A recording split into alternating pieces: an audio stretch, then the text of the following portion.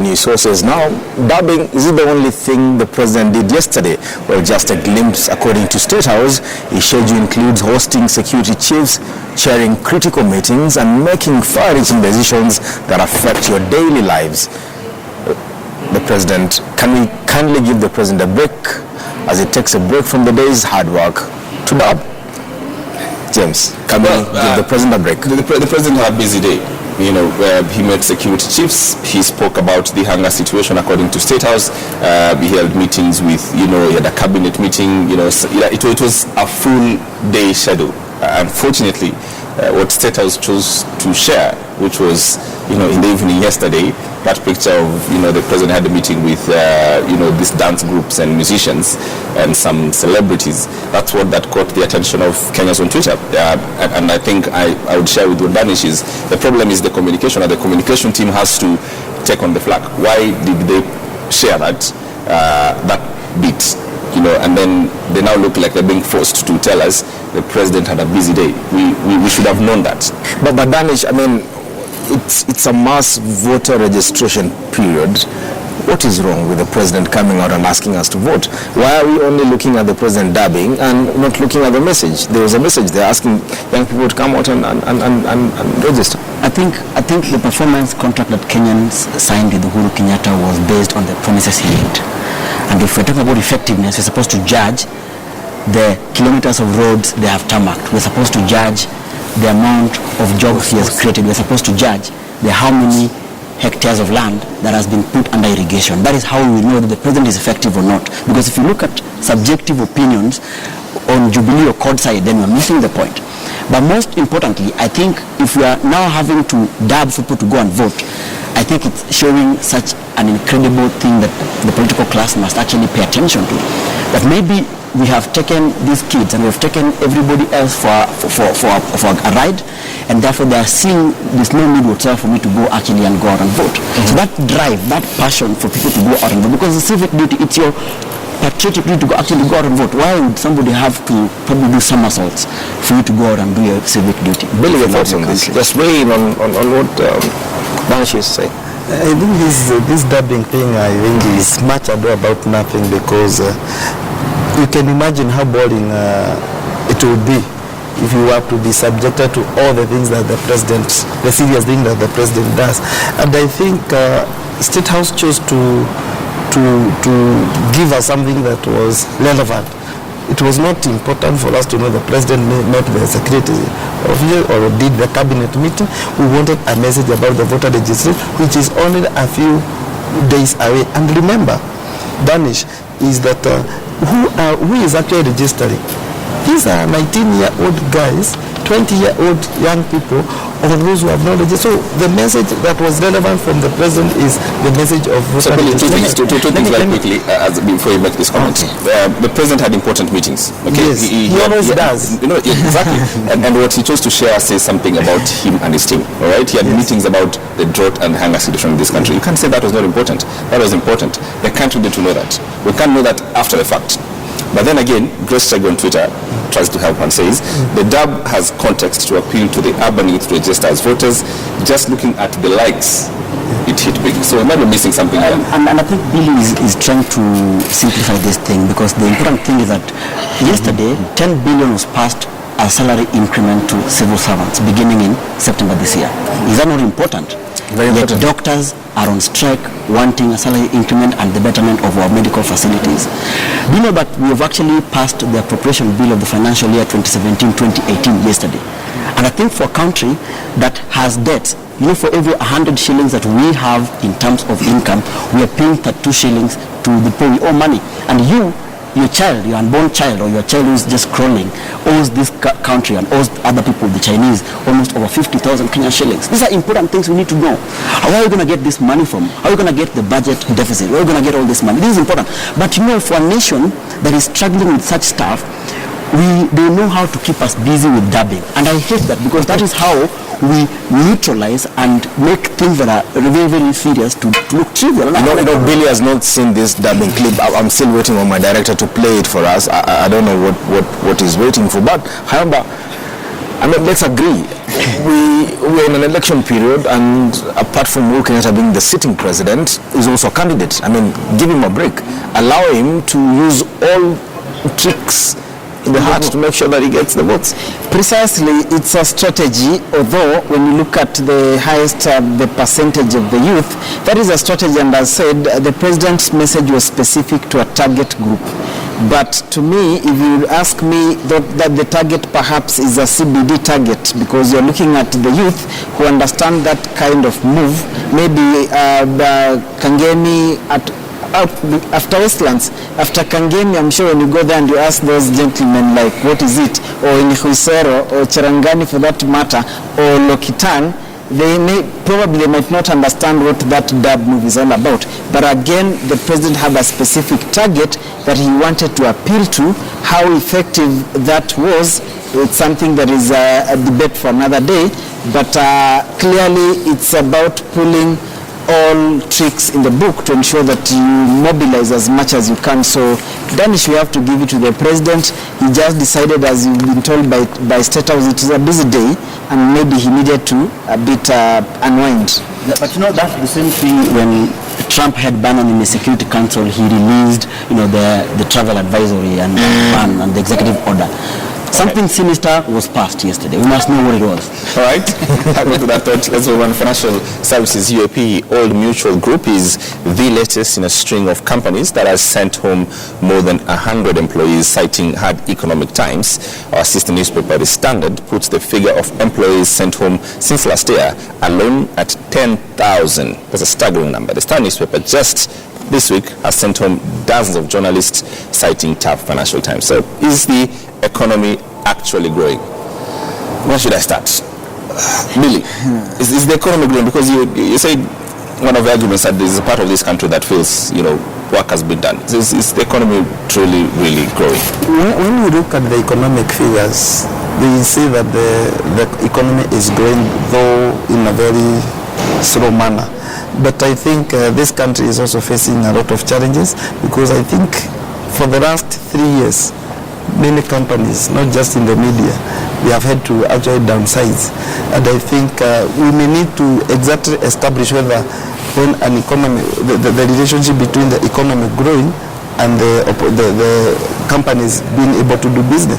Because I think these corporate entities are about making money to the shareholder. And that's an important point. Duncan, one of the failures of politics is that it's just too boring, and political reporting. It's just about politicians, about sound bites of politicians, and we don't see the people. So, as it is today, none of us have an idea on how to report on a growing economy and connect to politics, because we just don't talk to the normal monarchs, we talk to politicians. That's all we do. Yes, and that is the problem, and you realize that Kenya as a country, I don't know how that one came about, but for 5 years it has been heavy politics and heavy politics. If you talk to perhaps somebody like Kotu Secretary General Francis Atwoli, and maybe he paints a picture of workers, he will be able to tell you that despite that aspect of the economy, Bill is saying that the economy is growing to some scale, the picture, the reality on the ground could be that bad. But the problem could be attributed to the fact that was this in 2014, we were declared as a middle income economy. Yeah. What that basically means is that the cost of living, everything shot up to the roof. So therefore people have to struggle. The little population that is working, and in Kenya, by the way, and Toli has been on record saying, contrary to the opinion out there, we cannot pride ourselves as saying we even have a middle class. Even ourselves, despite the fact that we are lucky to have some job, we are not there as the middle class or even lower upper class or so. We are still under the lower class.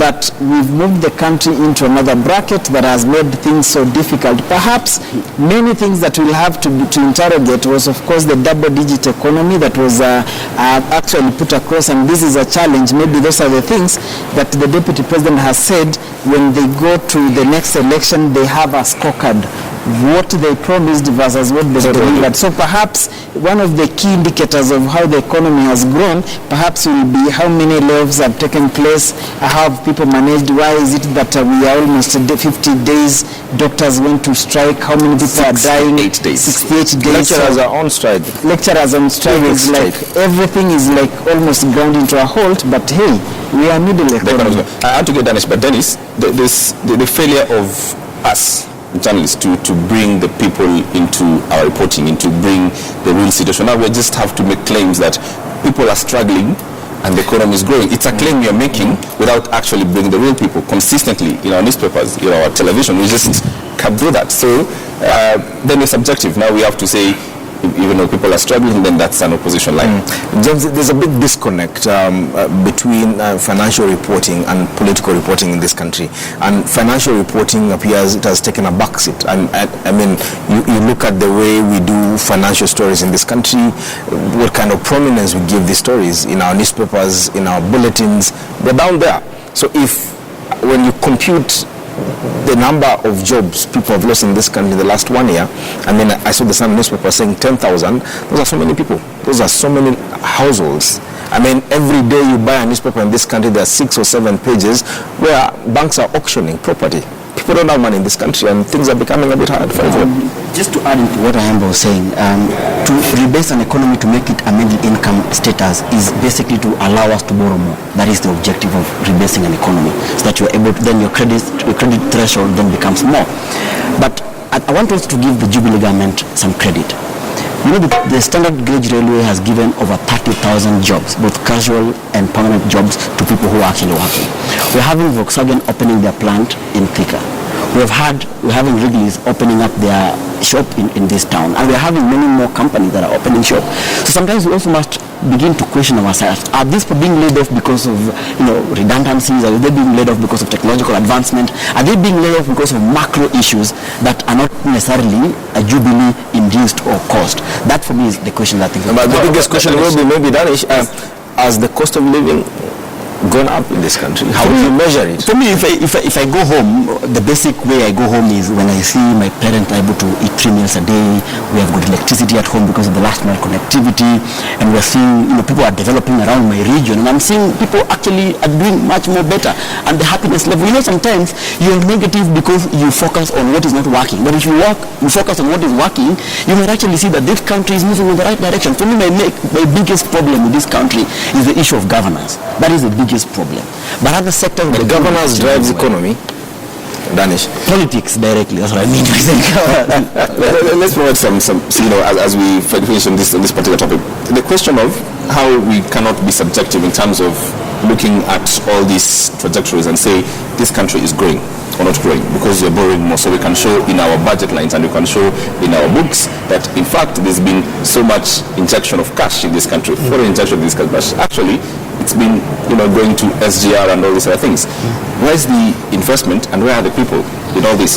Are Kenyans going to stand today and say we are much better than we were in 2013 economically? That's the question. I think again it also depends on who you talk to, because there are people who will say that for the last 5 years things have been very rosy for them.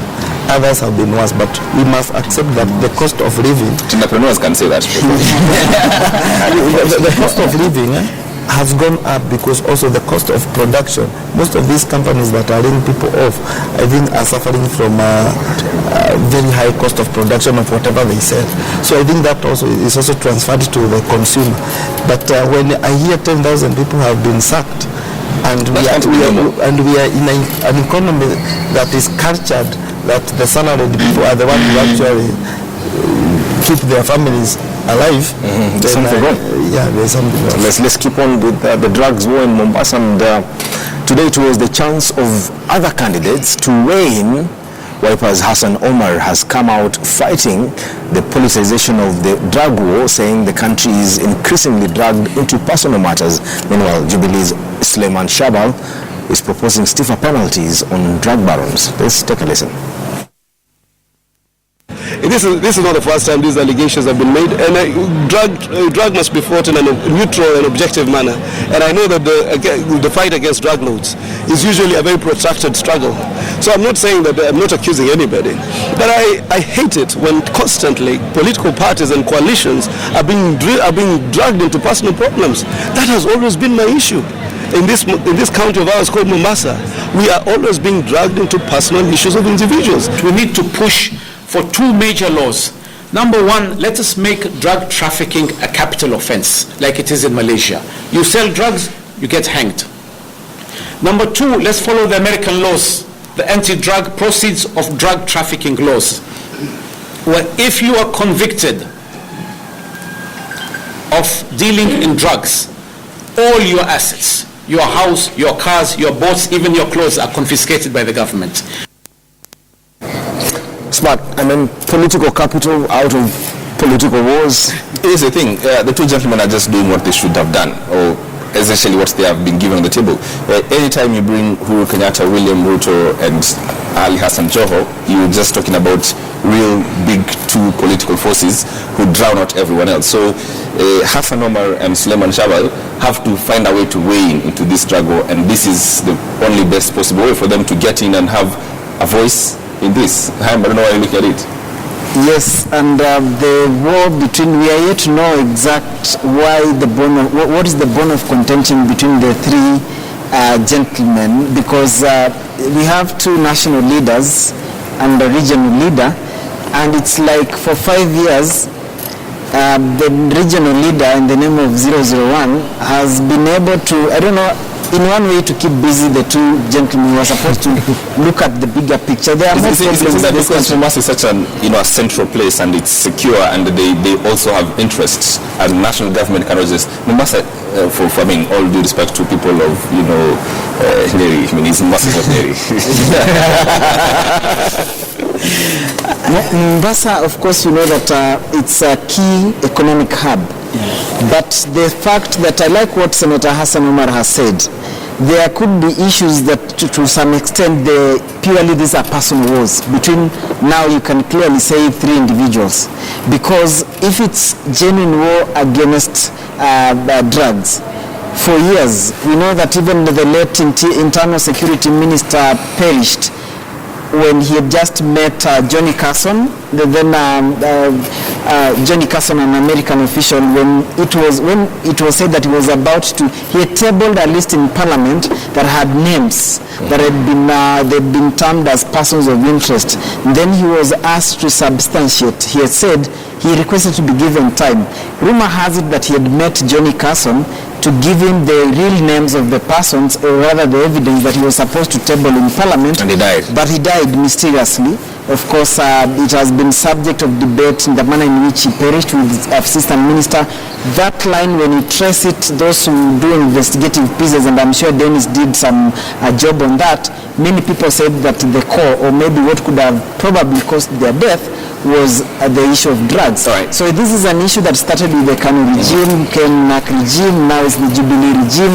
We're not sure whether it will still continue. It will continue. It's not a problem. Or perhaps it will be the NASA regime. The problem with this very quickly is just not just the fight against drugs, but the intersection between that fight on the war on drugs with politics. That's the problem, and we don't know when to differentiate between where Jubilee government ends, Jubilee party ends, and Jubilee government starts. We just don't know the differentiate that anymore. I don't agree with Hayamba that this is some personal problems, because when you target individuals who hold positions and they were elected in a party, definitely, and they are rumored to be, potential, people who are going to take over after some people have left, and they are also financiers, and then you target them to kill their lifeline. I mean, you're definitely going to cripple a party and cripple a region and cripple the whole dream of a party, because the battleground of the next elections are going to be fought in Mombasa. That is where they're going to get the swing votes. So therefore, the government will target its power, put in all its resources, and try as much as possible. Are you saying the fight, it's not drug related, but it's political? Is that what you're insinuating? This war, I was here on Tuesday and I said that this war was declared in 2013, declared in 2014, declared in 2015. We have been having warnings and warnings after that while people injecting themselves. When will President Uhuru Kenyatta, Deputy President William Ruto get this a platform to walk into not only Mombasa and everywhere else and say we are fighting the war on drugs, and we cannot see beyond them, we cannot read politics. When will that happen? Under what circumstances? Yeah, I think let's give the Jubilee government its dues as far as the fight against drug is concerned.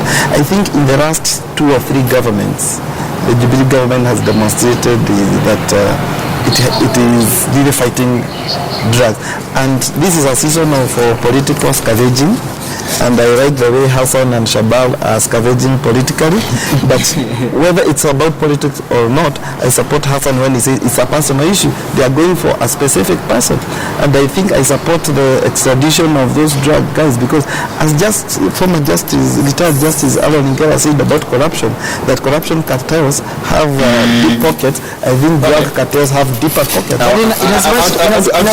As you support that extradition, when the president went to Nakuru for their Thanksgiving, I was there, and he saw that as long as he's in power, no any other Kenyan will ever be tried in a foreign court.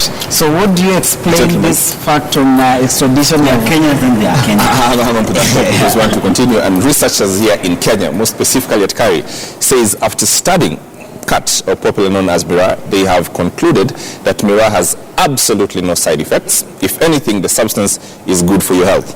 And it can help in stomach upsets, relieving bodily pains and such things. And here's the clincher: it enhances sexual stimulation and performances both for men and women with no sin negative effects. So, Dennis, Mira is good. It's welcome. I mean, it's been coming. This research has been coming for a very long time, and for obvious reasons. I mean, does it just look too convenient? Is it me or just? I mean, I'm the scientist. I'm not questioning the science at all. But does this just look too convenient, Billy? I'm not a scientist, and I think this is good news. Now, politically, this is good news for the Meru region. We have to look at it. If the sun actually, I've covered the issue of Meru a lot, and Mira is the lifeline of that region, and I think we welcome the scientists' findings.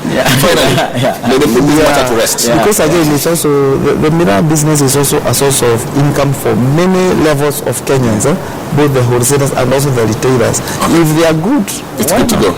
Remember, Mary can relax now. Yes, to ride on Billy's, I'm not a scientist. If they've said that and that's what they found, so be it. Maybe all I can say is let them enjoy. Surely you must object to this. No, why would I object? I'm not a scientist, my brother. But anyway, I think I agree with Billy. That plant there is good. It's a lifeline for people. Even the opposition leaders chewed it publicly. But again, it's a good drug.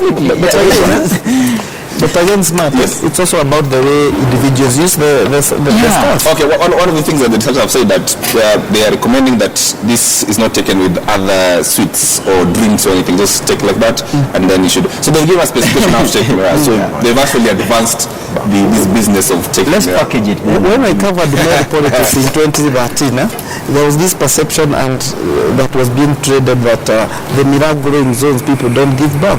Only to realize that the Nyabene region has a very huge voter population, almost equal to the other side that and gentlemen, so you know, cannabis, weed, I think is more safer than it's fine. So I hear from people do this. We're not discussing personal preferences. Same with the deputy president. It appears the bringing of the deputy president or speakers accompanying him is becoming a thing. After Narok and Garissa, news sources has obtained a video clip of supporters chanting Wiper slogans. We understand this happened in Mali. Take a look.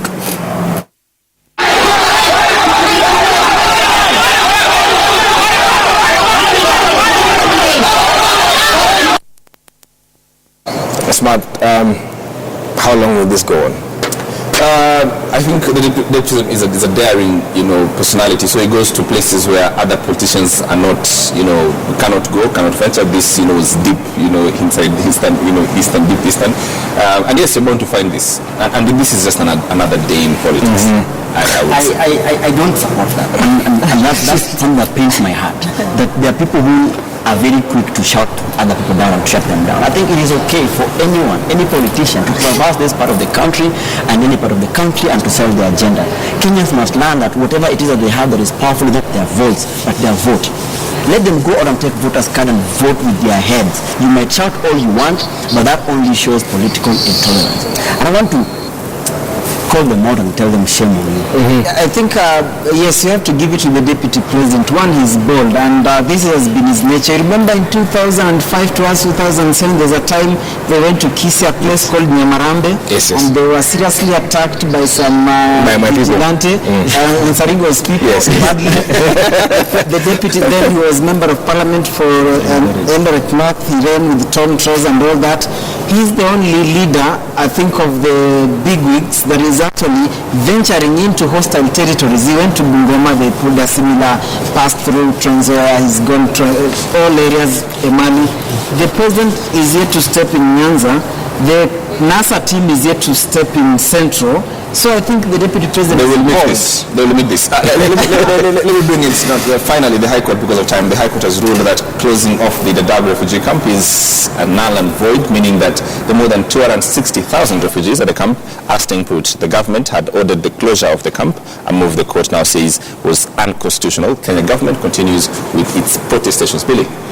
I think this is a very sensitive matter, but we must also look at the impact to this country, because this is Kenya, the Dadaab is in Kenya. We cannot compromise state security and the right of Kenyans because of human rights of the minority. So I think this is such a, it's a good argument that was started made a few months ago. This camp has been there for years and years and years. And it's never compromised there. And the earliest I think we had a terror attack in this country was in 1998, and it was not planned at the refugee camp. Actually, I think this is the thing. None has ever been planned there. Dennis, I think this thing that Kenya is within its rights to say it does not want the camp being there. Okay, we should advance and say, as a host country, we do not want it. We can actually, it's within our rights to accept the visitors or not. But according to the laws, if people are running away from political persecutions or whatever it is, then we are obligated with international laws to host them. But we can say we don't want this particular camp. That is within our rights as well. Yes. But I think to advance, this other, I would say, half-truths of how our security has been compromised, that sort of thing, I think that's just being a bit dishonest with But ourselves. I also want to agree with Billy. It's a bit complex because you know that we're shouldering such a heavy burden, financial burden as a country in feeding refugees. And of course, I understand that also there's need for us to be open and to be friendly because we also are members to the United Nations High Commission Refugees Treaty that was ratified, in Kenya 1990. Something thereabout. So I think it is also important for us to balance between personal and national needs and then also look at the global issues because we are not living in isolation. Today, this country, the way we are now having political rhetoric, we might actually go to the same level we now have to have our Kenyans as refugees. But I think the international community and I think the judiciary, they are a bit being unfair. Kenya has given its own reasons, and as much as Smart wants to call them truths and half-truths, look at the population, and Kenya is giving reasons as to why it feels that particular camp is a threat. Why is it not talking about closing Kakuma? But you look at that particular one, then the population that is there is almost 500,000. How many people are in Somalia as we speak? The number is more, and life is going on. And this is the country that in fact, Kenya has said that you just move them towards their territory, then we can assist them from that particular point. Where could be the contradiction? Because Kenya thinks its safety or security within her borders is paramount. Yeah. The president must protect this country, he must protect Kenyans, and this cannot be at a cost of a privilege of a few. We know it's a fact that not everybody at Dadaab is a victim of terror in Somalia or even within Kenya. I think there are criminals hold up there, and the government must really act. And I think the Minister of Interior must have done a serious analysis before they say enough.